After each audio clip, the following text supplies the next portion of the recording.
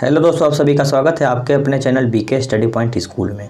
कल हमने 17 फरवरी के दिन 18 फरवरी के लिए एक साइंस का वीडियो बनाया था। 10वीं क्लास के जितने भी छात्र परीक्षा दे रहे हैं उन लोगों के लिए महत्वपूर्ण सूचना है, क्योंकि उन लोगों के लिए मैंने कल वीडियो बनाया।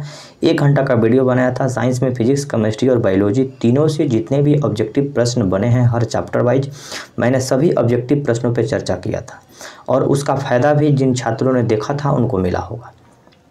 ज़्यादा लोग तो नहीं देख पाए थे, क्योंकि मैंने हमेशा उस वीडियो में मैं बोल रहा था कि वीडियो को ज़्यादा से ज़्यादा शेयर कीजिएगा, क्योंकि जिस तरह से जिस माध्यम से आपके पास पहुंचा है, व्हाट्सएप के माध्यम से, फेसबुक के माध्यम से, टेलीग्राम के माध्यम से, उसी तरह से दूसरों छात्रों के पास पहुंचा है।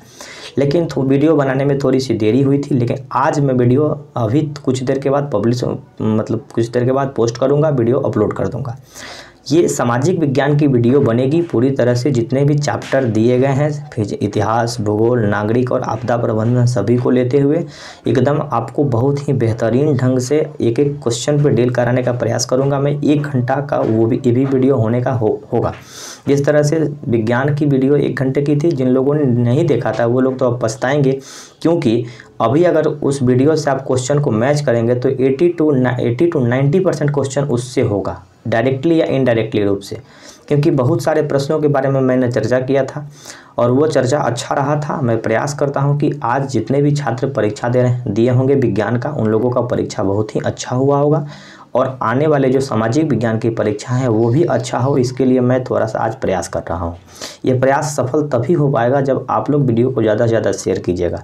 ये चैनल नई बनी है, क्योंकि ये आप लोगों के लिए डेडिकेटेड चैनल बनाई गई है। इस चैनल को ज़्यादा से ज़्यादा लोगों तक शेयर कीजिए, सब्सक्राइब कीजिए और आगे की वीडियो देखने के लिए वीडियो को ज़रूर सब्सक्राइब कर लीजिएगा, चैनल को ज़रूर सब्सक्राइब कर लीजिएगा, ताकि आपको खोजना ना पड़े, आपके पास शेयर करना ना पड़े। आप अगर चैनल को सब्सक्राइब कर लेंगे तो आपके पास हूबहू मतलब एट ए टाइम आपके पास पूरी तरह से पहुंच जाएगा। तो अब हम लोग बात करते हैं सामाजिक विज्ञान पे। अगर आप लोग इस चैनल पे नए होंगे, जितने भी छात्र नए नए ही जुड़ रहे हैं, क्योंकि ये चैनल ही नया है, तो सब लोग सब्सक्राइब कर लीजिएगा, कमेंट करिएगा और बढ़िया से वीडियो को देखिएगा। 1 बार में संतुष्टि ना मिले 2 बार देखिएगा। 2 बार देखने के बाद मैं दावे के साथ कह सकता हूँ कि प्रश्न परीक्षा में नहीं छूटेंगे। आप लोगों के दिमाग में होगा कि प्रश्न तो वायरल हो जा रहा है, आपके पास मिल जा रहा है, लेकिन आपके पास पढ़ा हुआ जो होगा, क्योंकि एग्जाम हॉल में सबसे बड़ा हथियार दिमाग होता है, पढ़ा हुआ रहेगा, प्रश्न गलती नहीं होगी, ठीक है ना। तो आगे हम लोग बढ़ते हैं सामाजिक विज्ञान की ओर लेके। तो आगे सामाजिक विज्ञान के टॉपिक में सबसे पहले हम इतिहास शुरू कर रहे हैं। इतिहास में 7 चैप्टर दिए गए हैं, 7 चैप्टरों से ऑब्जेक्टिव प्रश्न, उसके बारे में और भी कुछ एक्स्ट्रा बातें होगी जो मैं आपको बताता चलूँगा और आप लोग प्रेम से इस वीडियो को सुनते रहिएगा। ज़्यादा से ज़्यादा वीडियो को शेयर कीजिएगा, क्योंकि सभी बच्चों के पास पहुँचाइए, ताकि मेरा जो मेहनत है वो सफल हो और आप लोगों का भी परीक्षा अच्छा हो। देखिए, कुछ प्रतीक चिन्ह थी, उस प्रतीक चिन्ह से पूछा जाता है प्रश्न कि हाँ, ये प्रतीक चिन्ह किससे संबंधित है। इतिहास की सबसे पहला चैप्टर का ये प्रश्न बन रहा है, टूटी हुई बेड़ियाँ। तो टूटी हुई बेड़ियाँ का जो प्रतीक चिन्ह है, आज़ादी मिलना। बाज छापा हुआ कवच, तो बाज जैसे कवच होता है, कवच कुंडल, जो कि युद्ध करते समय आपको पहनाया जाता है, बाज का चित्र बना हुआ जो कवच है, जर्मन समुदाय की प्रतीक, शक्ति के प्रतीक है।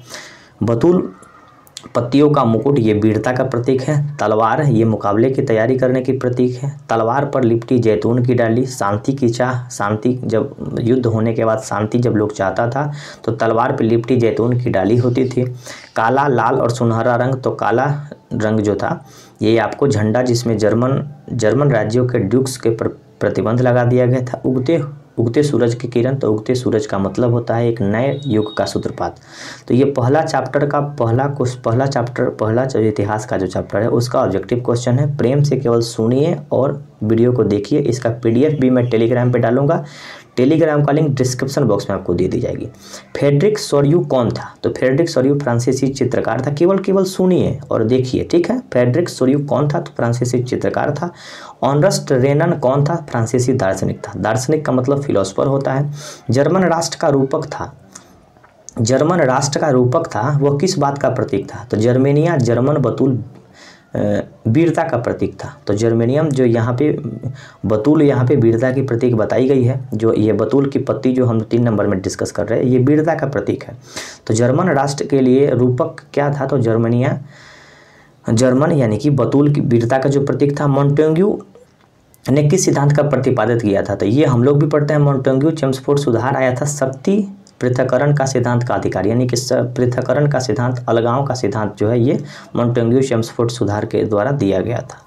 अब आइए हम लोग बात कर लेते हैं कौन सी विश्वविख्यात घटना को राष्ट्रवादी की पहली स्पष्ट अभिव्यक्ति माना जाता है। तो विश्व की सबसे पहली राष्ट्रवादी जो अभिव्यक्ति की घटना मानी जाती है कि हर लोगों ने अपने अभिव्यक्ति की आज़ादी के लिए पूरी तरह से आंदोलन किया। फ्रांस की क्रांति 1789 में हुई थी, फ्रांसीसी क्रांति 1789, और इसी क्रांति का नारा था स्वतंत्रता, समानता और बंधुता। और इसी बात को हम भारत के संविधान के प्रस्तावना में भी रखे हुए हैं।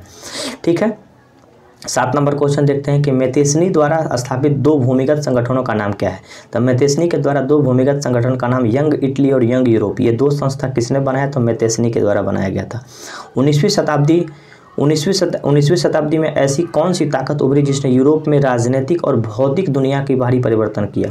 तो राष्ट्र राज्य का उदय, ये जो राष्ट्र राज्य का जो उदय था वही यूरोप की राजनीतिक और दुनिया की भौतिक परिवर्तन करने के लिए मतलब कि और लोगों के पास उभरा, यानी कि वो लोग जागृत हुए थे। राष्ट्रीय राज्य का उदय यानी कि राष्ट्र राज्य का उदय यानी कि राज्य पूरी तरह से जागृत हो चुका था अपने कामों को करने के लिए।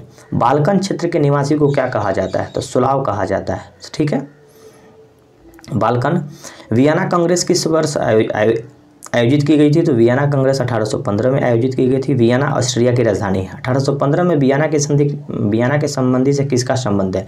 तो ड्यूक मेटरनिख का संबंध है, यानी कि वियना के संधि का संबंध किससे है? तो ड्यूक मेटरनिख से। नेपोलियन युद्ध के दौरान हुए बदलाव को खत्म करना चाहता था, यह किस संधि का उद्देश्य था? तो वियना की संधि 1815 में, इसमें नेपोलियन हार गया था।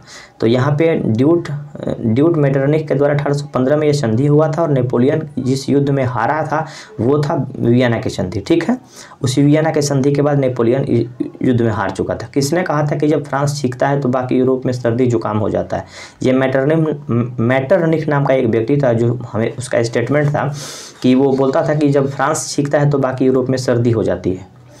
किस संधि ने यूनान को एक स्वतंत्र देश के रूप में मान्यता दी? तो कांस्टेनोपल की संधि जो है वही संधि के बाद जो यूनान देश था जहाँ के अरस्तु हुआ करते थे वो स्वतंत्र देश की मान्यता मिली इसी संधि के बाद। आयरलैंड में प्रोटेस्टेंट के विरोध किसने किया? तो बोल्फोंटन ने प्रोटेस्टेंट का विरोध किया था। आंखों पर पट्टी बंधी हुई तराजू लिए महिला किस बात का प्रतीक है? तो ये न्याय का प्रतीक है। आपको कोर्ट में भी ये चीज़ आपको तस्वीर देखने को मिलती है। आगे फिर हम लोग बात करते हैं आगे वाले चैप्टर का क्वेश्चन, इंडो चाइना में कौन सा देश आता है? तो इंडो चाइना में वियतनाम, लाओस और कंबोडिया आते हैं। इसके बाद से हम देख लेते हैं 1930 की महामंदी का वियतनाम पर क्या प्रभाव पड़ा। तो 1930 में वियतनाम की राजधानी हनोई है। वियतनाम में 1930 में महामंदी आई हुई थी। महामंदी का मतलब होता है पैसा की कमी, बेरोजगारी बहुत ज़्यादा बढ़ गई थी। रबर, चावल, किसानों पर कर्ज बढ़ने के कारण किसानों पर कर्ज बढ़ चुका था। चावल की कमी हो चुकी थी, अकाल पड़ गया था, वहाँ की स्थिति ये थी। अब आइए, वियतनाम पर लापरवाही चिंगारी किसे कहा जाता है? वियतनाम की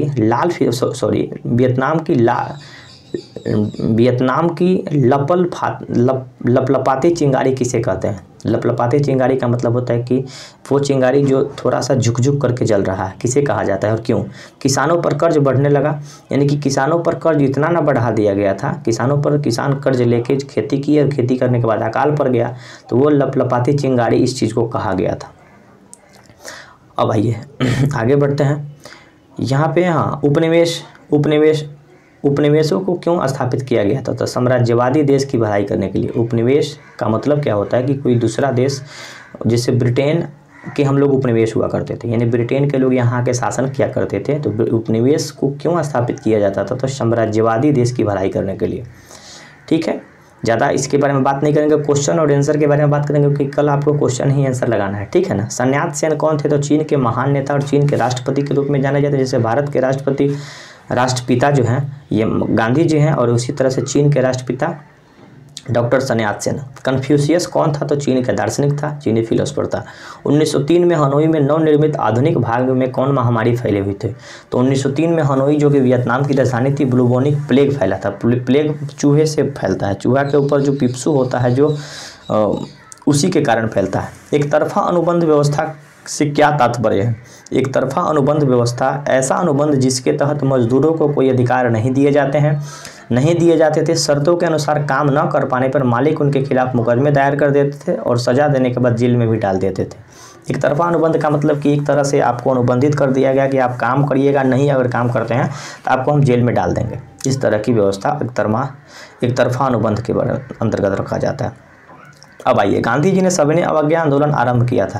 तो सविनय अवज्ञा आंदोलन में 2 काम किए थे। नमक कानून को तोड़कर 1930 में नमक कानून तोड़े और स्वदेशी वस्तु अपनाकर विदेशी वस्तु का बहिष्कार किया। यानी कि सविनय अवज्ञा आंदोलन 1930 में किए, स्वदेशी वस्तु को अपनाकर विदेशी वस्तु का बहिष्कार किए गए और नमक कानून को उस समय तोड़े थे। किसके नेतृत्व में अवध किसान सभा का गठन किया गया था? तो बाबा रामचंद्र के नेतृत्व में अवध किसान सभा का नेतृत्व किया गया था। साइमन कमीशन भारत कब पहुंचा था? इसका विरोध क्यों हुआ?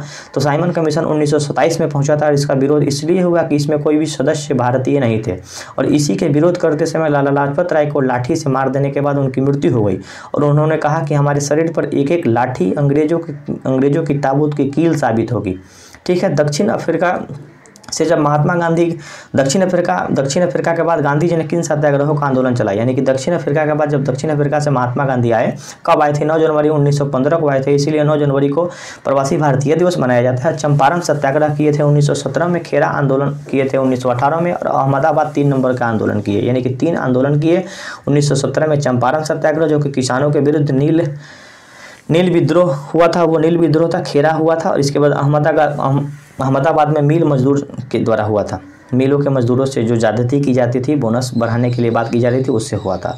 मद्रास के नटेशा शास्त्री ने तामिल के किस विशाल संकलन को 4 खंडों में प्रकाशित किया? The folklores of southern India. Southern का मतलब साउथ इंडियन के बारे में बात कर रहा है। तो मद्रास की एक व्यक्ति थी नटेशा शास्त्री, जो कि तमिल भाषा के 4 संकलनों को विभाजित किया। The folklores of southern India के बारे में की। सत्याग्रह के विचार में किन 2 बातों पर जोर दिया जाता है? तो सत्य की खोज और सत्य की शक्ति पर आग्रह। यानी कि सत्याग्रह का मतलब होता है कि सत्य की खोज और सत्य की शक्ति पर आग्रह। रॉलेट एक्ट को काला कानून क्यों कहा जाता है? तो ये 1919 में पारित किया गया था। काला कानून इसलिए कहा जाता है कि बिना मुकदमा किए किसी व्यक्ति को जेल में डाल देता था ये कानून। वंदे मातरम गीत कब और किसने लिखा और किसने गुनगुनाया? तो वंदे मातरम गीत 1870 में बंकिम चंद्र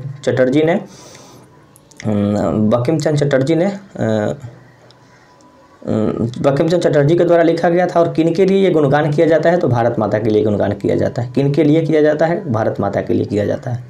ब्रिटिश सरकार ने 1857 के पश्चात प्रेस की स्वतंत्रता पर प्रतिबंध क्यों लगाया? तो भारतीय समाचार पत्रों द्वारा राष्ट्रवाद को बढ़ावा देने के कारण। यानी भारतीय समाचार पत्रों में राष्ट्रवाद को बढ़ावा दिया जाता था और लोगों को अंग्रेजों की जो कमियां, अंग्रेजों की जो खामियां थी उसको छापा जाता था। इसलिए अंग्रेज इस पर प्रतिबंध लगा दिए ताकि अब कोई पेपर एंड न्यूज़पेपर में हमारी बुराई नहीं छापेगा। भारतीय राष्ट्रीय कांग्रेस की स्थापना कब हुई थी और कहाँ हुई थी? तो भारतीय राष्ट्रीय कांग्रेस की स्थापना 1885 में बम्बई में हुई थी। भारतीय राष्ट्रीय कांग्रेस के पहले अध्यक्ष कौन थे? WC बनर्जी। इनका पूरा नाम व्योमेश चंद्र बनर्जी था।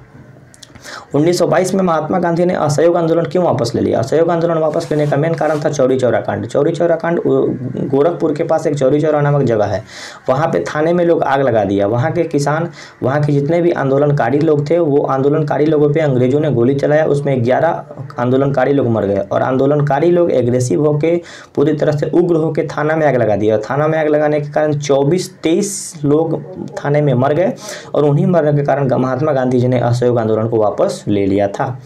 हिंद स्वराज नामक पुस्तक की रचना किसने किया था? हिंद स्वराज महात्मा गांधी के द्वारा यह पुस्तक लिखी गई थी। मुस्लिम लीग की स्थापना आगा खां के नेतृत्व में 1906 में ढाका में हुआ था, जो कि बांग्लादेश की राजधानी है आज। गांधी जी ने किस वर्ष बिहार के चंपारण सत्याग्रह किया था? तो चंपारण के इलाके में दौरा किया था 1917 में। उसी समय चंपारण आंदोलन हुआ था।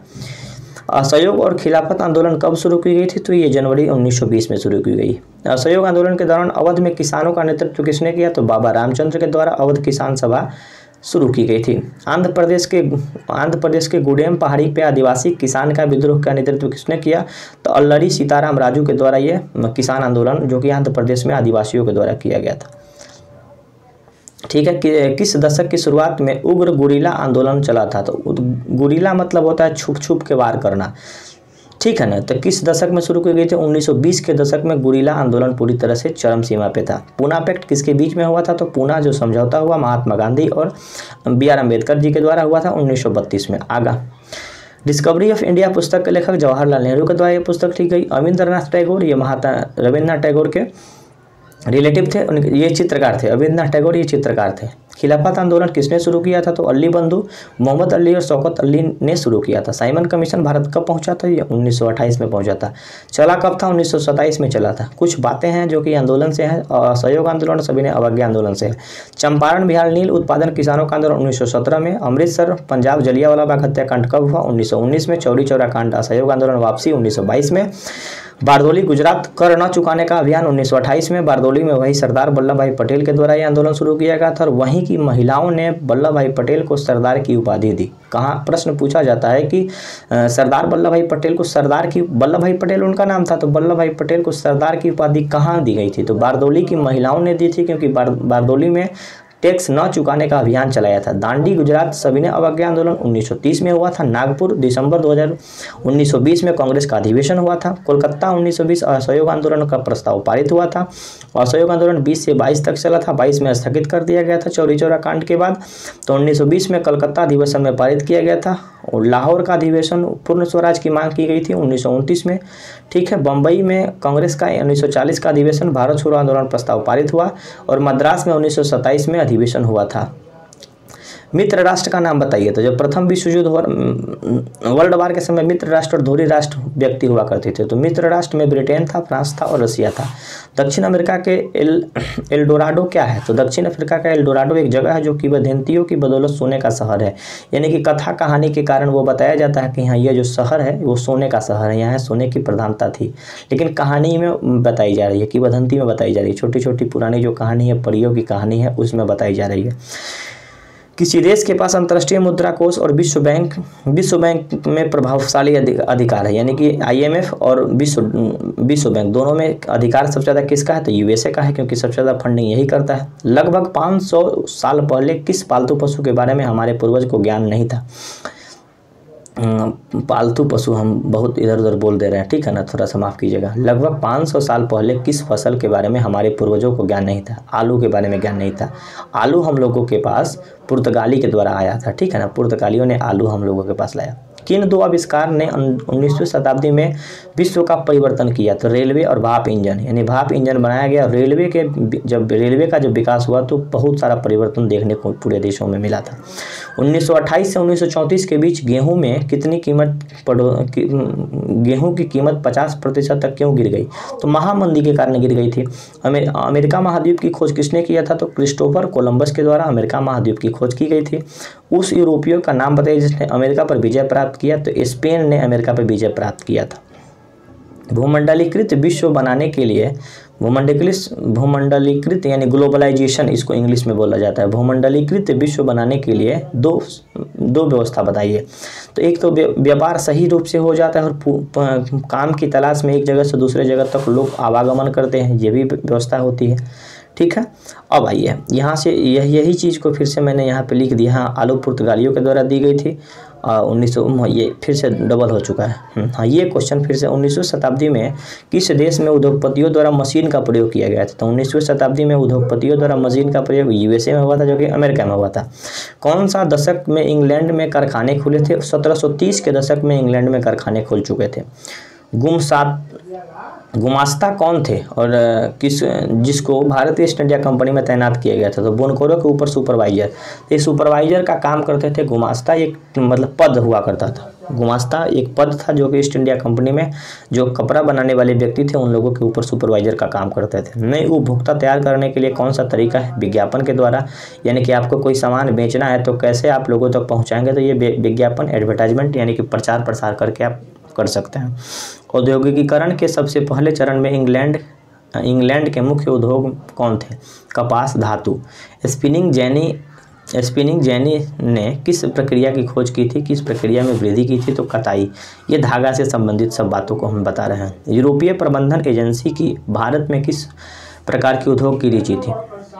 तो चाय और कॉफ़ी के रोपण से संबंधित भारत में ज़्यादा चाय और कॉफ़ी की उत्पादन की जाती थी। संसार में वस्तुओं की मांग में वृद्धि का 2 कारण होता है, विश्व व्यापार की व्यवस्था और विश्व में उपनिवेशवाद की व्यवस्था। ठीक है, शहरी उत्पादक उत्पादन कैसे नियंत्रित किया जाता है?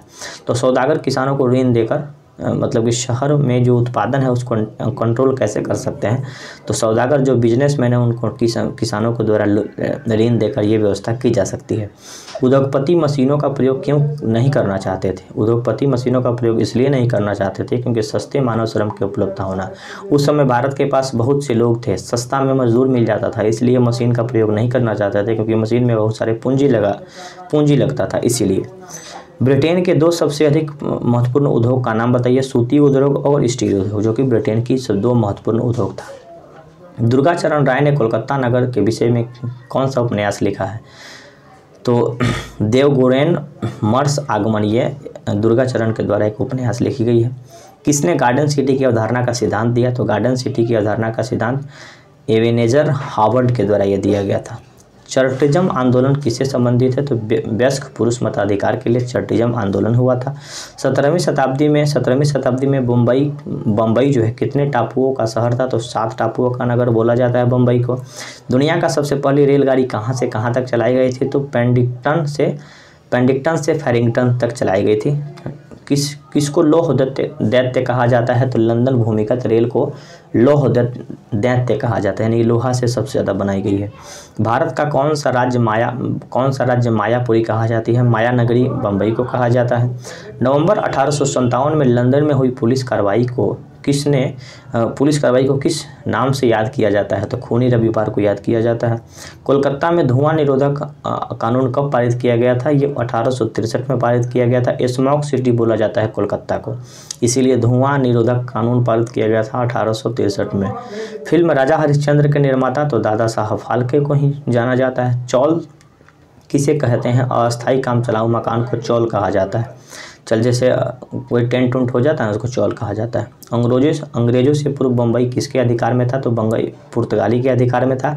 पुर्तगाली राजकुमारी जब कैथरीन का शादी हुआ अंग्रेज से, तो वो दहेज में दे दिया था अंग्रेज को। यूरोप में पहली प्रिंटिंग प्रेस का आविष्कार कब हुआ? तो यहाँ गुटेनबर्ग के द्वारा प्रथम प्रिंटिंग प्रेस की शुरुआत किए थे। कौन सा धर्म सुधारक प्रोटेस्टेंट धर्म सुधार के लिए उत्तरदायी माना जाता है? तो मार्टिन लूथर को माना जाता है। गुटेनबर्ग द्वारा छापी गई पहली पुस्तक बाइबिल थी, जो कि 1448 में गुटेनबर्ग ने छापा था। पुस्तक का पेपर ब्रेक संस्करण कब प्रकाशित हुआ था? महामंदी की शुरुआत के समय पेपर ब्रेक संस्करण प्रकाशित की गई थी। इंग्लैंड में फेरी वालों के द्वारा 1 पैसे बिकने वाली किताब को क्या कहा जाता था? चैप बुक कहा जाता था। ठीक है, 1 पैसे में जो किताब बिकती थी उसको चैप बुक कहा जाता था। कौन सा पढ़ने के साधन विशेषकर नारियों के लिए है? तो पैनी मैगजीन, जो कि ये महिलाओं के लिए एक मतलब कि साधन था, जो कि पढ़ने का साधन था। 1878 में वर्नाक्युलर प्रेस एक्ट के तर्ज पे कौन बना था? तो आयरिश प्रेस कानून, जो कि वर्नाक्युलर प्रेस एक्ट के अंतर्गत तर्ज पे बनाया गया था। जापान की सबसे पुरानी छपी हुई पुस्तक तो डायमंड सूत्र था। किस देश में मुद्रण की तकनीकी सबसे पहले विकसित हुई? तो प्रिंटिंग करने की जो सबसे पहली विकसित चीन में हुई थी। मुद्रण ईश्वर की दी हुई महान देन है, यह शब्द किसने कहा था? तो मार्टिन लूथर ने कहा था। किसने चलित बेलनाकार प्रेस को कारगर बनाया? रिचर्ड एम हो के द्वारा किया गया था। बोर्ड ब्लॉक प्रिंटिंग की तकनीक यूरोप में कौन लाया था? तो मार्को पोलो ने लाया था। मुद्रण की सबसे पहली तकनीक किन देशों में विकसित की गई थी? तो चीन, जापान और कोरिया में विकसित की गई थी। भारत में छपाई और तकनीक कब लाया? तो 16वीं शताब्दी में पुर्तगाली के द्वारा ये प्रिंट प्रेस की शुरुआत की गई थी। 1871 में गुलामगिरी नामक पुस्तक किसने लिखा था? तो ज्योतिबा फुले ने लिखा था। तुलसीदास ने रामचरितमानस का पहला प्रिंटिंग कब किया गया था? तो कोलकाता में 1810 में। तो जो तुलसीदास के द्वारा रामचरितमानस लिखी गई थी अवधी भाषा में, उसका जो पहला प्रिंटिंग है कोलकाता में 1810 में किया गया था। 2 फारसी अखबार का नाम बताएं, नाम लिखो जो 1882 में प्रकाशित हुआ था। तो जामा ए जहानामा और शमसूल अखबार, जो कि फारसी भाषा में लिखी गई 1882 की 2 अखबार है। पहला भारतीय उपन्यासकार किस भाषा में लिखा गया था? तो भारत का पहला उपन्यासकार मराठी भाषा में लिखा गया था। सौदामणि उपन्यासकार किस भाषा में लिखा गया? तो उड़िया भाषा में लिखा गया था। इंदुलेखा उपन्यासकार मलयालम भाषा में लिखा गया था। हिंदी उपन्यास का पाठकर्ता वर्ग किसने लेख पैदा हुआ? हिंदी उपन्यासकार का पाठक वर्ग किसके लेखन से पैदा हुआ? देवकीनंदन खत्री, जो कि हिंदी में लिखा करते थे।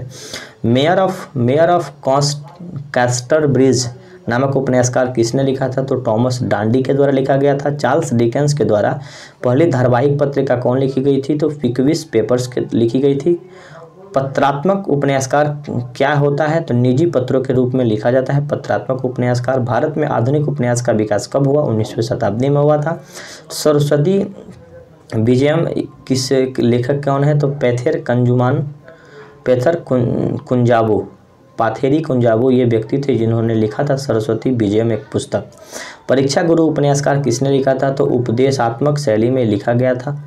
उपदेश देने वाली, मतलब उपदेशात्मक शैली का मतलब होता है कि वो उपदेश दे रहा है, इस तरह से वो लिखा गया था। तमिल भाषा के लोकप्रिय ऐतिहासिक उपन्यासकार कौन थे? तो आर कृष्णमूर्ति। बंगाली भाषा में लिखा गया पहला उपन्यासकार अंगुरिया विनिमय। कादम्बरी के लेखक वाण भट्ट। बंगाल के दो लोकप्रिय उपन्यासकार तो बंकिम चंद्र और शरद चंद्र चट्टोपाध्याय। होरी और धनिया किस उपन्यासकार का प्रसिद्ध पाठ है? तो ये गोदान, जो कि मुंशी प्रेमचंद्र के द्वारा लिखी गई। पांडुलिपि क्या होती है? तो हस्तलिखित यानी हाथ से लिखा हुआ जो किताब होता है वो पांडुलिपि होता है। अब इकोनॉमिक्स का कुछ टर्म है जो कि मैं पीछे भी इसको लिखा हुआ, ठीक है, आगे इसके बारे में चर्चा करते हैं। अभी जो ये प्रश्न अब आ चुका है ज्योग्राफी का, यानी भूगोल का प्रश्न आ चुका है। भारत में सबसे अधिक मिट्टी कौन सी पाई जाती है? इसका निर्माण किस प्रकार होता है? तो भारत में सबसे अधिक जलोढ़ मिट्टी पाई जाती है। इसका निर्माण नदी द्वारा लाए गए अवसाद के कारण होता है, यानी जब बाढ़ आती है उसी समय ये मिट्टी आ जाती है। महाराष्ट्र, सौराष्ट्र और मालवा में कौन सी मिट्टी पाई जाती है? तो काली मिट्टी पाई जाती है। जिसका निर्माण कैसे होता है? तो ज्वालामुखी, मैग्मा तथा अग्नि चट्टान के कारण होता है। ठीक है, अब आइए हम लोग बात करते हैं मृदा का निर्माण की प्रक्रिया की। मृदा निर्माण कैसी होती है? तो जो पृथ्वी पे पेड़ पौधे हैं वो सब जब मिट्टी में डिकम्पोज होकर मिट्टी में मिल जाते हैं तो उसके बाद मिट्टी का निर्माण हो जाता है। भारत में पाई जाने वाली मिट्टी यानी कि दो नाम लिखे हैं, तो जलोढ़ मिट्टी और काली मिट्टी, दो मिट्टी जो कि भारत की महत्वपूर्ण मिट्टी है। वन मृदा की दो विशेषताएं लिखें, तो नदी घाटी की मृदा और दोमट मिट्टी, ये वन के लिए मिट्टी है। ठीक है, मरुस्थलीय मृदा की दो विशेषताएं क्या हैं? ये लाल रंग की होगी, भूरी होगी, रेतीली और लवणीय मिट्टी हो सकती है। पृथ्वी सम्मेलन 1992 का मुख्य उद्देश्य क्या था? तो पर्यावरण संरक्षण। एजेंडा 21 क्या था? तो एजेंडा 21 था जो भी पर्यावरण संरक्षण हुआ था उसको कारगर बनाने के लिए। किन्हीं दो राज्यों का नाम बताइए जो सोपानी कृषि यानी सीढ़ीदार कृषि की जाती है? तो जम्मू कश्मीर, हिमाचल प्रदेश, उत्तराखंड, अरुणाचल प्रदेश, मणिपुर, यानी कि जहाँ पे पहाड़ है वो पहाड़ पे सोपानी कृषि की जाती है, ढलाननुमा कृषि की जाती है। ऐसी दो मानवीय क्रियाओं को लिखें जिनके द्वारा भूमि का निम्नीकरण होता है, यानी अति पशुचारण और खनन, वनोन्मूलन, अत्याधिक भौम निष्कासन, यानी कि जो भूमि का निम्नीकरण यानी कि भूमि खराब कैसे होगा? तो जब ज़्यादा पशु को चराएंगे और वन को काट देंगे तो भूमि पूरी तरह से खराब हो जाती है। ठीक है, अब आइए हम लोग देखते हैं ये आपको गुल और कुल का क्या मतलब होता है। गुल जो होता है ये पश्चिमी हिमालय में पर्वतीय क्षेत्र में पाई जाने वाली वहिका है जिसको गुल कहा जाता है। खादीन और जोहार ये क्या है? शुष्क क्षेत्र में वर्षा जल संचय करने के लिए गड्ढा बनाया जाता था जिसको खादीन और जोहार कहा जाता है। भारत के ऐसे क्षेत्र का उदाहरण दें जहाँ पर्याप्त वर्षा होती है। मेघालय की राजधानी शिलांग में होती है, जो कि सबसे ज़्यादा विश्व में सबसे ज़्यादा बारिश मेघालय में होती है। मेघालय के मानीसराम में होती है। राजस्थान में छत वर्षा जल संग्रहण को क्या कहा जाता है? टांका कहा जाता है। राज्य दुर्लभता का दो कारण लिखें। तो राज्य दुर्लभता का दो कारण, जल दुर्लभता, थोड़ा सा माफ़ कीजिएगा, प्रश्नों को कभी कभी पढ़ने में थोड़ी सी दिक्कतें आ जाती है। जल दुर्लभता के दो कारण, यानी जल की दुर्लभता होगी, जल नहीं मिलेगा। कब? जल का असमान वितरण होगा, जल का जो वितरण होगा अच्छी तरीक़े से नहीं होगा और जनसंख्या बढ़ने के कारण से जल की कमी हो सकती है। टिहरी बांध भागीरथी नदी के किनारे है, जो कि भारत का सबसे ऊंचा बांध है, उत्तराखंड में अवस्थित है। सलाल परियोजना चेनाब नदी पे है, जो कि जम्मू कश्मीर में पड़ता है। भारत में 4 रबी फसल और 4 खरीफ फसल का नाम लिखे। तो रबी फसल कौन कौन सा है? गेहूं, चना, जौ, मटर और सरसों। और खरीफ फसल के अंतर्गत कौन आता है? चावल, मक्का, ज्वार, बजरा, मूंग, अरहर। ठीक है। रोपण कृषि की क्या विशेषता है? रोपण कृषि का मतलब होता है कि धान रोपण कृषि के अंतर्गत आता है, क्योंकि धान की पहले बिया गिराते हैं, बिया गिराने के बाद फिर से उसको रोपते हैं, ये रोपण कृषि होगा। रोपण कृषि व्यापक क्षेत्र में की जाती है, बहुत ज़्यादा मात्रा में की जाती है, अधिक पूंजी और अधिक श्रम की आवश्यकता होती है, क्योंकि बिया को उखाड़ने में फिर से बोने में श्रम की आवश्यकता ज़्यादा होती है, यानी कि ज़्यादा मजदूर लगता है। दलहन और तिलहन की 4 प्रमुख विशेषताएं के लिखें तो दलहन के लिए 4 दलहन हम लोग लिख सकते हैं, चना, मटर, मूंग, अरहर। ठीक है। और तिलहन में क्या क्या लिख सकते हैं? सरसों, मूंगफली, अलसी और सोयाबीन लिख सकते हैं। रेशम उत्पादन के लिए रेशम के कीड़े का पालन कौन सा प्रकार होता है? तो रेशम कीट पालन सेरीकल्चर के अंतर्गत रखा जाता है। कर्तन, दहन या कृषि स्थानांतरित कृषि विभिन्न देशों के किन किन नामों से जाना जाता है? तो बर्न एंड स्लेश कृषि होती है, जिसको झूम कृषि कहा जाता है। झूम कृषि का नाम अलग अलग जगह पे अलग अलग है। मेक्सिको और यूएसए में मिल्पा कहा जाता है, वेनेजुएला में कोनुका कहा जाता है, ब्राज़ील में रोका कहा जाता है, मध्य अफ्रीका में मोसलो कहा जाता है, लंदन में लदंगा कहा जाता है, इंडोनेशिया में लदंगा कहा जाता है और वियतनाम में रे कहा जाता है। ठीक है। अब आइए हम लोग बात करते हैं ऑपरेशन फ्लड का संबंध किससे है? तो ऑपरेशन फ्लड का संबंध दुग्ध उत्पादन से है। ऑर्गेनिक कृषि मतलब जैविक कृषि, जैविक खाद से कृषि की जाती है, उसको ऑर्गेनिक कृषि कहा जाता है। सुनहरा रेशा किसे कहा जाता है? जूट या पटसन को कहा जाता है। तो वही जो झूम कृषि होती है, अलग अलग देशों में अलग अलग नाम है। उत्तरी पूर्वी राज्यों में भारत में झूम कृषि कहा जाता है। वियतनाम में इसको लदांग कहा जाता है, और इंडोनेशिया में लदांग, वियतनाम में रे और मध्य अफ्रीका में मोसले कहा जाता है। ठीक है। अवसादी चट्टान में खनिज किस प्रकार पाए जाते हैं? तो अवसादी चट्टान में परत या स्तरों में पाया जाता है चट्टान। ठीक है। अवसादी चट्टान से ही तेल निकलते हैं।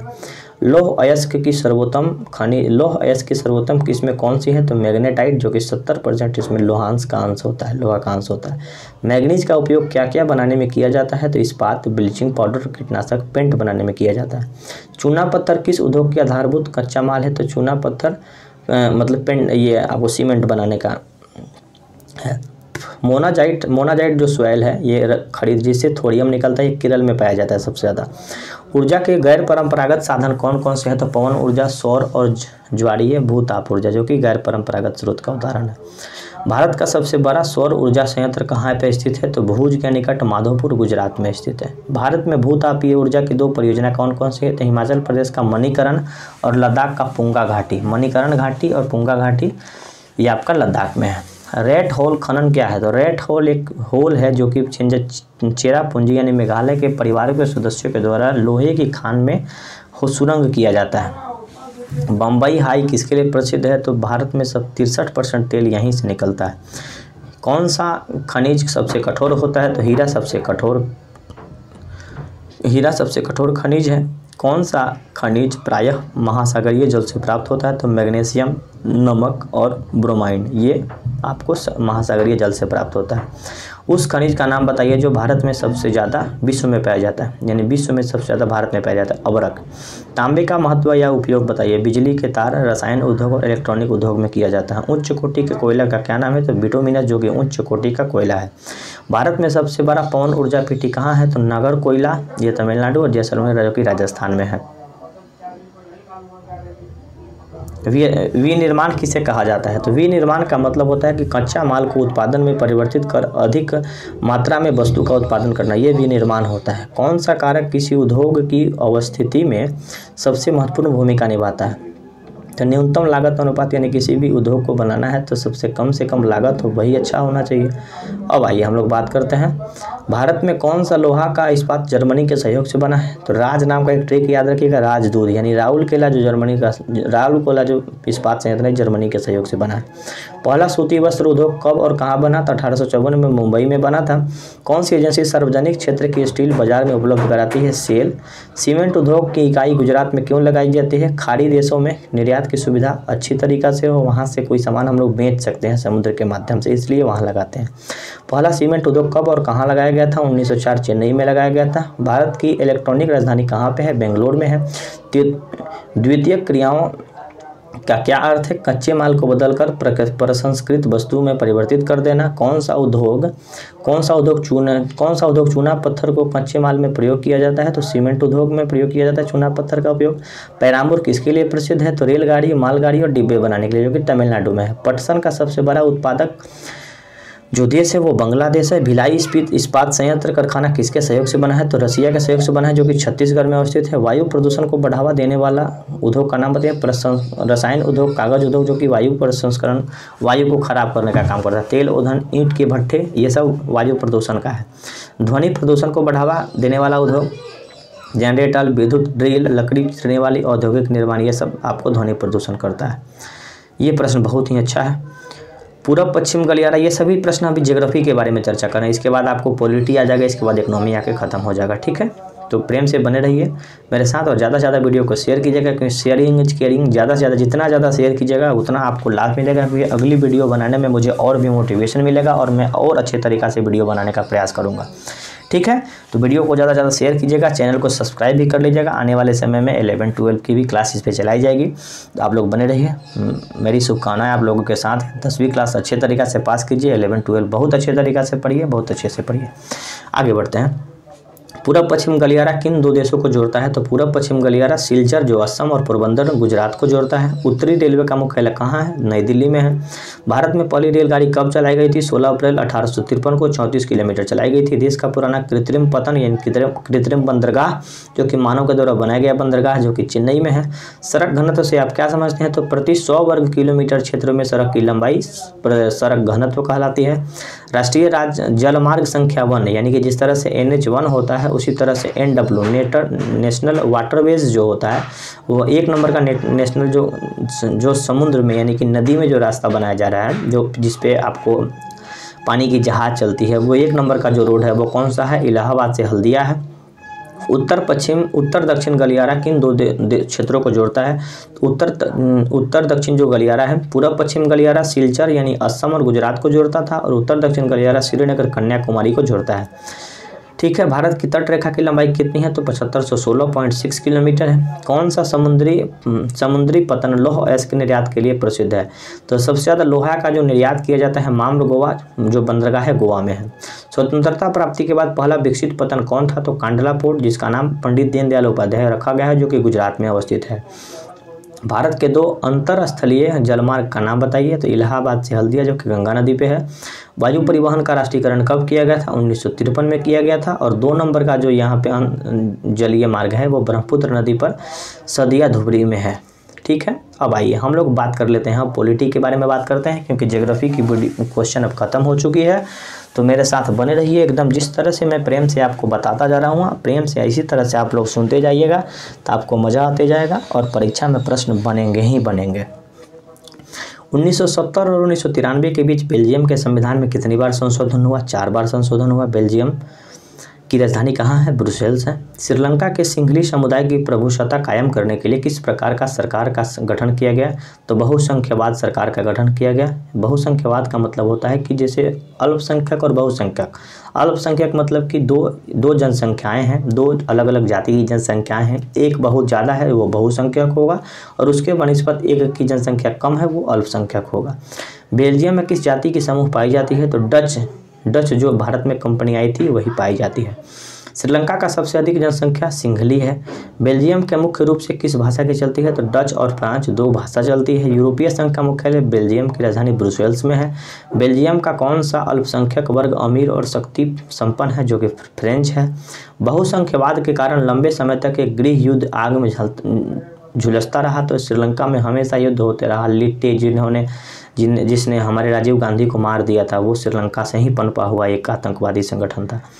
आतंकवादी संगठन तो बाद में वो बना, पहले अपनी रक्षा करने के लिए वो बना था। सत्ता की साझेदारी किस चीज़ की सर्वाधिक सहायता करता है? संघर्ष को रोकने के लिए। सत्ता की साझेदारी का मतलब क्या होता है? कि 2 दल आपस में मिलकर अगर कोई चुनाव लड़ रहे हैं, यानी कि आपस में मिलजुल के काम करना, ये क्या कहलाता है? तो ये संघर्ष को रोकने का काम करता है, यानी कि झगड़ा रोकने का काम करता है। सत्ता अगर साझेदार हो जाता है तो मिल जाता है। तो बेल्जियम में सामुदायिक सरकार का चुनाव किसके द्वारा होता है? तो भाषा के आधार पर होता है। डच, फ्रांस और जर्मनी वाला होता है। ठीक है। श्रीलंका में सिंहली भाषा बोलने वाले लोग बौद्ध धर्म से संबंधित संबंध रखते हैं। सत्ता का विकेंद्रीकरण का मतलब क्या होता है? सत्ता का विकेंद्रीकरण शब्द समझ लीजिए, केंद्र और राज्य की शक्तियों को लेकर स्थानीय सरकारों को देना। यानी कि केंद्र के पास शक्ति है ही, राज्य के पास भी कुछ बहुत सारी शक्ति है, लेकिन कुछ शक्तियाँ गाँव में लोगों को देना, यानी कि पंचायतों में मुखिया को देना, सरपंच को देना, ये सब सत्ता का विकेंद्रीकरण होता है। नगर पालिकाओं और ग्राम पंचायतों के लिए लगभग कितने लोगों का चुनाव होता है? लगभग 36 लाख लोगों का चुनाव होता है। भारत में किस राज्य में विशेष राज्य का दर्जा मिला था? तो जम्मू कश्मीर को मिला था, अब नहीं है, लेकिन कुछ दिन के बाद फिर मिलेगा ही मिलेगा। स्थानीय शासन वाली कौन सी संस्था जो कि शहरों में काम करती है? तो स्थानीय शासन में गांव में पंचायत काम करती है और शहर में जो है नगर पालिका और नगर निगम होती है। एकात्मक सरकार क्या होती है? एकात्मक शासन व्यवस्था किससे कहते हैं? ऐसी व्यवस्था जिसमें शासन का एक ही स्तर हो, वो एकात्मक शासन व्यवस्था कहलाती है। बेल्जियम किस प्रकार की सरकार है? तो बेल्जियम में संघीय सरकार है। पंचायतों का गठन कैसे होता है? तो कई पंचों को मिलाकर एक पंचायत समिति का निर्माण होता है। नगर निगम का प्रमुख कौन होता है? मेयर होता है। मेयर को ही हम लोग महापौर बोलते हैं। ठीक है। समवर्ती सूची के विषय में कौन सा कानून बनाता है? तो समवर्ती सूची के विषय में केंद्र और राज्य दोनों मिलकर कानून बनाता है। ठीक है। अब आइए आगे बढ़ते हैं। 1968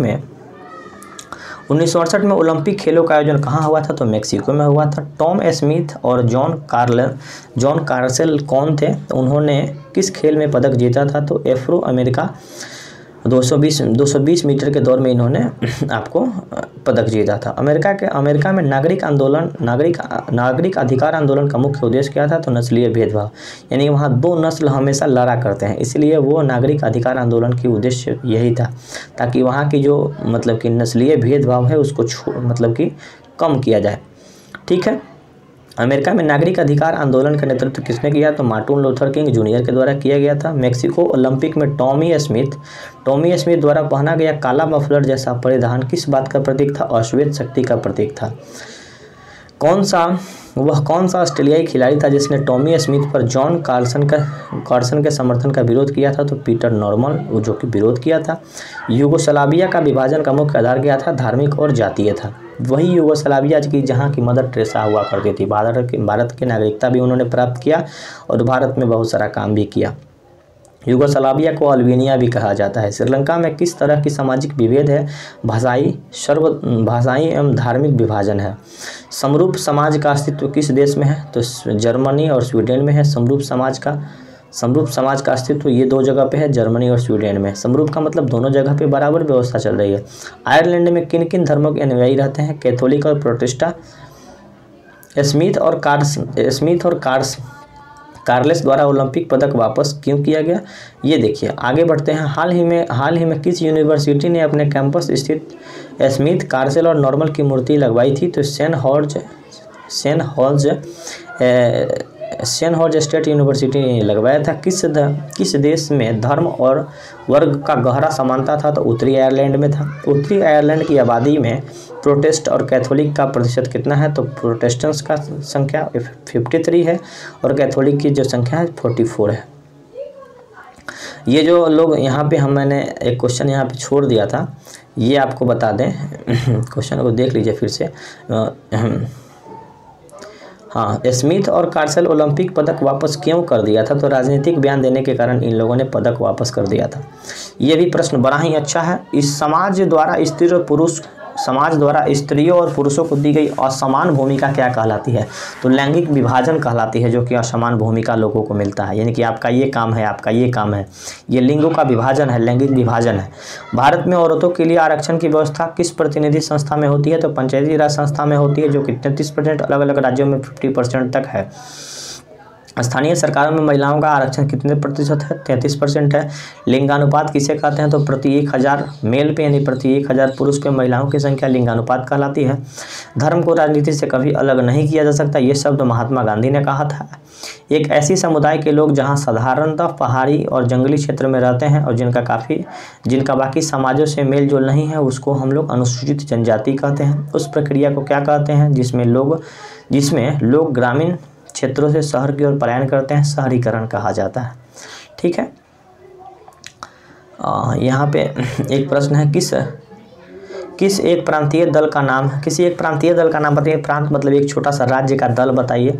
तो मिजो नेशनल फ्रंट और सिक्किम लोकतांत्रिक मोर्चा, जो कि सिक्किम में ही केवल कार्य करती है। भारतीय जनता पार्टी का मुख्य प्रेरक सिद्धांत, यानी भारतीय जनता पार्टी यानी बीजेपी का जो मेन मोटो क्या है, सांस्कृतिक राष्ट्रवाद या हिंदुत्व का प्रमुख तत्व, हिंदुत्व को बढ़ावा देना।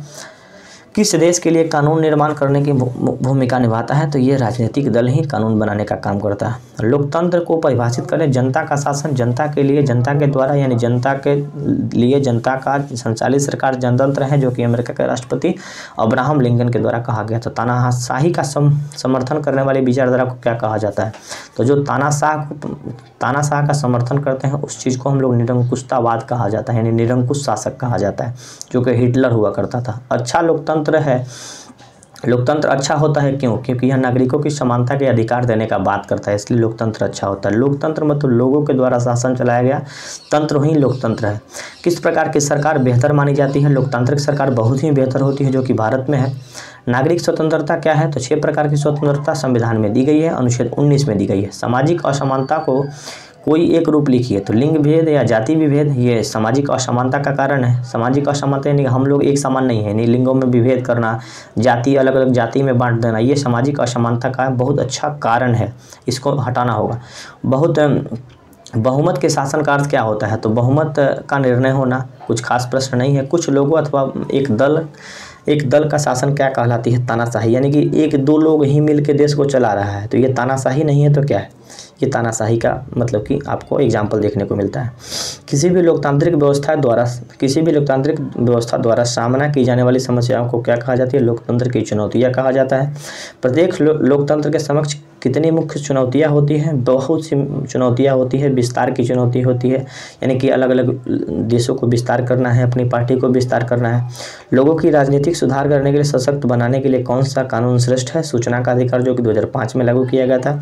राजनीतिक सुधार किसे कहते हैं? लोकतंत्र की विभिन्न चुनौतियों के बारे में सभी सुझाव या प्रस्ताव को लोकतांत्रिक सुधार या राजनीतिक सुधार कहा जाता है। अब आइए आप ये आपको अर्थव्यवस्था से क्वेश्चन है, आइए हम लोग देख लेते हैं। क्वेश्चन का थोड़ा सा आंसर हम बोल रहे हैं, केवल सुनिएगा, ठीक है ना। आंसर हम जगह कम के अभाव में थोड़ा सा इधर उधर लिखे हुए हैं।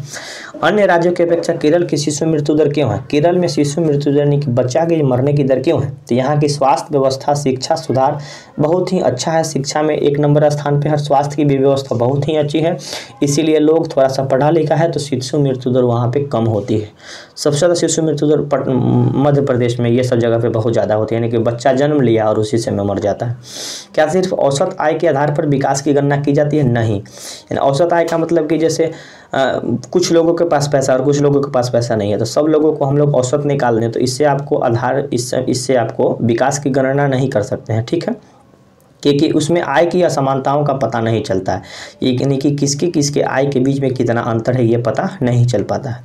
जीवन प्रत्याशा से क्या अभिप्राय है? जीवन प्रत्याशा का मतलब होता है कि व्यक्तियों के संभावित जीवित रहने की औसत आयु, यानी कि आपका औसत आयु, जीने की औसत आयु कितनी है, इसको हम लोग जीवन प्रत्याशा कहा जाता है, ठीक है। जीडीपी का मतलब क्या होता है? तो जीडीपी का मतलब होता है ग्रॉस डोमेस्टिक प्रोडक्ट, यानी कि हमारे भारत की सीमा के अंदर जो भी उत्पादन होता है उसको जीडीपी कहा जाता है, साधारण शब्दों में समझ सकते हैं। भारत में सर्वाधिक उच्च मानव विकास सूचकांक किस राज्य का है? तो केरल का है।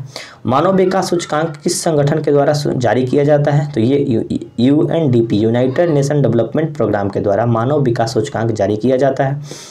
सार्वजनिक वितरण प्रणाली क्या है? यानी कि जो कोटा से हम लोगों को अनाज मिलता है। राशन वितरण की वह प्रणाली जिसके द्वारा उचित मूल्यों पर गरीबों को सरकारी दुकानों के माध्यम से राशन बांटा जाता है, वही सार्वजनिक वितरण प्रणाली है। जन सुविधा का अर्थ क्या होता है? तो जन सुविधा में व्यक्ति को जन सुविधा, यानी कि जन सुविधा का अर्थ हम लोग कह सकते हैं कि लोगों को व्यवस्था मुहैया करना, वे सुविधा जो मानवीय जीवन को बेहतर बनाने के लिए आवश्यकता होती है, वही जन सुविधा है। यानी लोगों के लिए जो सुविधाएं उचित होगी वो जन सुविधाएं हैं। और नवीकरणीय संसाधनों का उचित उपयोग क्यों जरूरी है? क्योंकि ये संसाधन सीमित मात्रा में उपलब्ध है, इन्हें पुनः प्राप्त नहीं किया जा सकता है। यानी कि ऐसा संसाधन जो है ना, ये पूरी तरह से आपको फिक्स है कि हाँ इतना ही है, आप उसको जला के ख़त्म कर देंगे तो फिर भविष्य में तो देखने को नहीं मिलेगा, इसीलिए इसको बचाना आवश्यक हो जाता है।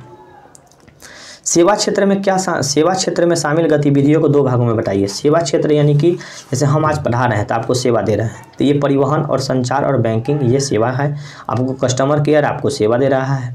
अर्थव्यवस्था में प्रत्येक क्षेत्र का अंतिम उत्पाद की गणना क्यों की जाती है? क्योंकि दोहरी गणना की समस्या से बचने के लिए अंतिम उत्पाद ही अर्थव्यवस्था में की जाती है। सार्वजनिक और निजी क्षेत्रों में किस आधार पर वर्गीकृत किया जाता है? उद्योगों के स्वामित्व के आधार पर, यानी कि कोई भी कंपनी किस तरह से है, कंपनी किसका है, इससे हम लोग सार्वजनिक और निजी क्षेत्र के बारे में बात करते हैं। सार्वजनिक मतलब कि वो सरकार की संपत्ति है, निजी मतलब कि वो प्राइवेट प्रॉपर्टी है। रोजगार सृजन में किस क्षेत्र में भारत प्रथम स्थान पे है? तो फर्स्ट सेक्टर में, यानी कि कृषि के क्षेत्र में सबसे ज़्यादा रोजगार भारत में ही है।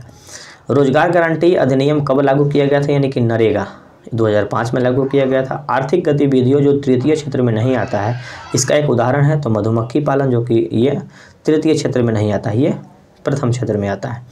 अर्थव्यवस्था में 3 क्षेत्र होते हैं, प्राथमिक क्षेत्र और सेकंड क्षेत्र यानी कि द्वितीयक क्षेत्र और तृतीयक क्षेत्र। प्राथमिक क्षेत्र में कृषि आता है और सेकंड क्षेत्र में कृषि से जो सामान बनाया जाता है वो सेकंड क्षेत्र में आता है। जैसे मान लीजिए गेहूं जो है ये प्राथमिक होगा और गेहूं से जब ब्रेड बना लिए तो ये सेकेंडरी होगा। और थर्ड में क्या होता है कि ब्रेड का पैकेटिंग कर दिए, ब्रेड में अगर कोई प्रॉब्लम आती है तो कंपनी के पास फ़ोन कीजिए, उसका कस्टमर केयर है, वो आपको थर्ड सेक्टर हो जाता है। सार्वजनिक क्षेत्र में सरकार का मुख्य उद्देश्य क्या होता है? तो सामाजिक कल्याण और सुरक्षा प्रदान करना सरकार का मेन कर्तव्य यही होता है। टिस्को जैसी कंपनी पर कौन सी कानून लागू नहीं होती है? तो राष्ट्रीय रोजगार गारंटी एक्ट ये लागू नहीं होती है। प्रच्छन्न बेरोजगारी का मतलब क्या होता है? प्रच्छन्न बेरोजगारी को अन्य किस नाम से जाना जाता है? अल्प बेरोजगारी या छिपी हुई बेरोजगारी कहा जाता है। ये ज़्यादातर कृषि के क्षेत्र में देखने को मिलती है छिपी हुई बेरोजगारी, यानी कि उसमें छिपी होती है बेरोजगारी। कैसे? एग्जाम्पल बता दें कि धान की खेती करना है तो मान लीजिए कि 5 कट्ठा में हम लोगों को धान बोना है, तो धान बोने के लिए 10 गो मजदूर ले गए, 10 मजदूर ले गए और कल होके 15 मजदूर ले गए, तो यानी कि मजदूर के बढ़ाने से उत्पादन पे कोई तो कमी नहीं होगा ना, उत्पादन जितना होना होगा उतना ही होगा, तो ये छिपी बेरोजगारी है। भारत में सेवा क्षेत्र की क्या विशेषता है? तो जीडीपी में ज़्यादा सर्वाधिक होगी वो सेवा क्षेत्र का है। सेवा क्षेत्र में सर्वाधिक हिस्सेदारी जीडीपी में धीरे धीरे बढ़ रही है। सेवतन छुट्टी का प्रदान किसने? संगठित क्षेत्रों से। ये हम लोग देख लेते हैं।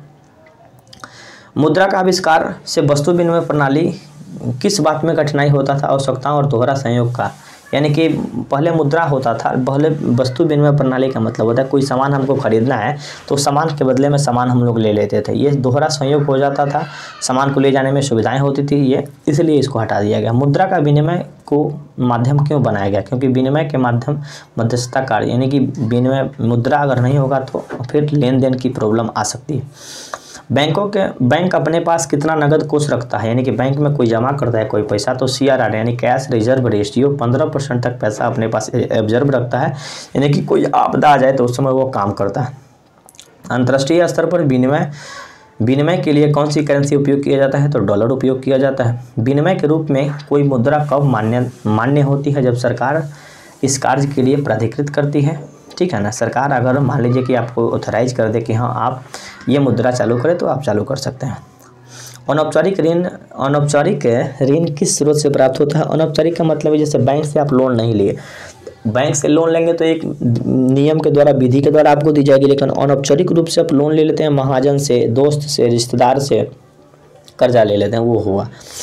बांग्लादेश के ग्रामीण बैंकों ग्रामीण बैंकों का उदाहरण है? तो ग्रामीण बैंक वही सेल्फ हेल्प ग्रुप यानी कि स्वयं सहायता समूह के अंतर्गत आती है। अनौपचारिक स्रोत से प्राप्त ऋण अधिक महंगा क्यों पड़ जाता है? क्योंकि ऋण प्राप्तकर्ता की आय अधिक हिस्सा ब्याज चुकाने में चला जाता है। यानी कि जैसे कोई सूदखोरी है, यानी सूद लेते हैं हम लोग पैसा, तो सबसे ज़्यादा पैसा हम लोगों को ब्याज चुकाने में चला जाता है, ठीक है ना। वो इसलिए वो ऋण बहुत ज़्यादा महंगा हो जाता है। 5% पे 10% ब्याज पे पैसा गाँव में लोग देता है, तो उससे किसान ऋण चुकाने में बहुत ज़्यादा उसको ब्याज चुकाना पड़ता है, इसलिए वो ऋण महंगा हो जाता है। आत्मनिर्भर समूहों में बचत और ऋण संबंधी निर्णय क्यों होता है? ये समूह के सदस्यों के द्वारा होता है। एक कंपनी जो एक से अधिक देशों में उत्पादन करती है मल्टीनेशनल कंपनी कहलाती है, बहुराष्ट्रीय कंपनी कहलाती है। भूमि, भवन, मशीन, अन्य उपकरण की खरीद व्यय पर मुद्रा को क्या कहा जाता है? ये निवेश कहा जाता है, ठीक है। निवेश का मतलब होता है कि कोई मशीन किन के कहीं पे आप लगा दिए, ये आपको निवेश हो जाता है। वैश्वीकरण क्या है? विभिन्न देशों के बीच परस्पर संबंध और तीव्र तीव्र स्पष्टीकरण की प्रक्रिया को वैश्वीकरण कहा जाता है। ग्लोबलाइजेशन यानी कि बहुत से देशों में मिलके आप अगर व्यापार को आगे बढ़ाते हैं वो वैश्वीकरण होता है, ग्लोबलाइजेशन होता है। ग्लोब मतलब बहुत सारा, ग्लोब मतलब पूरे देश को एकत्रित करने का काम इस तरह से समझ सकते हैं। व्यापार अवरोध का एक उदाहरण है आयात कर पे, यानी कि जो हम आयात करते हैं, कोई सामान मंगाते हैं उस पर टैक्स लगाते हैं, वो व्यापार अवरोध के अंतर्गत आते हैं। भारत में नई आर्थिक नीति कब आई थी? 1991 में आई थी। पीवी नरसिम्हा राव के समय में आई थी। पीवी नरसिम्हा राव वित्त मंत्री प्रधानमंत्री थे और मनमोहन सिंह उस समय वित्त मंत्री थे। भारतीय अर्थव्यवस्था कैसी है? तो भारतीय अर्थव्यवस्था मिश्रित अर्थव्यवस्था है। विदेशी व्यापार किसके बीच होता है? तो 2 या 2 से अधिक देशों के बीच में विदेशी व्यापार होता है। ठीक है। बहुराष्ट्रीय कंपनी कौन सी है? तो भारत की बहुराष्ट्रीय कंपनी टाटा मोटर्स है। अमेरिका की फोर्ड कंपनी भारत कब आई थी? 1995 में आई थी। फोर्ड वही कार बनाने वाली कंपनी है। किस क्षेत्र में वैश्वीकरण सबसे कम लाभ हुआ? तो वैश्वीकरण का सबसे कम लाभ कृषि के क्षेत्र में होता है, क्योंकि एक देश के लोग दूसरे देश में कृषि करने के लिए नहीं जाते हैं, नौकरी करने के लिए चले जाएंगे लेकिन कृषि करने के लिए नहीं जाएंगे। बहुराष्ट्रीय कंपनी विदेशों में निवेश क्यों करती है? अधिक लाभ कमाने के लिए। वैश्वीकरण के द्वारा लोगों का जुड़ने का क्या परिणाम है? उत्पादकों से पहले अधिक प्रतियोगिता होती है, वो आपको फ़ायदा मिल जाता है। यानी कि फिर लास्ट चैप्टर उपभोक्ता का अधिकार। उपभोक्ता का मतलब क्या होता है? वह व्यक्ति जो बाजार से चीज़ें खरीदने का उपयोग करता है। उत्पादन, वह व्यक्ति जो चीज़ों का निर्माण करता है। उपभोक्ता जागरूकता, उपभोक्ता अपने अधिकार एवं कर्तव्यों के प्रति सचेत रहता है, यानी कि कोई मिलावटी सामान तो नहीं मिल जाए इसलिए वो सचेत रहता है। ठीक है।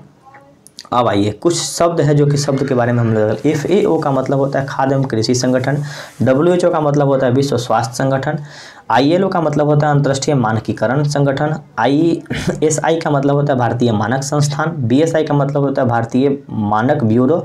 और PCS का मतलब होता है, PDS का मतलब होता है आपको सार्वजनिक वितरण प्रणाली, जो कि आपको कोटा होता है जहाँ से अनाज मिलता है। तो और इस वीडियो में थोड़ा सा हम और ऐड करने का प्रयास करेंगे, अगर नहीं ऐड हुआ तो भी ये पर्याप्त है।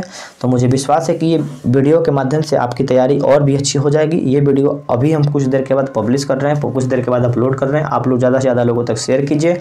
सब लोग इस वीडियो को देखिए, प्रेम से देखिए।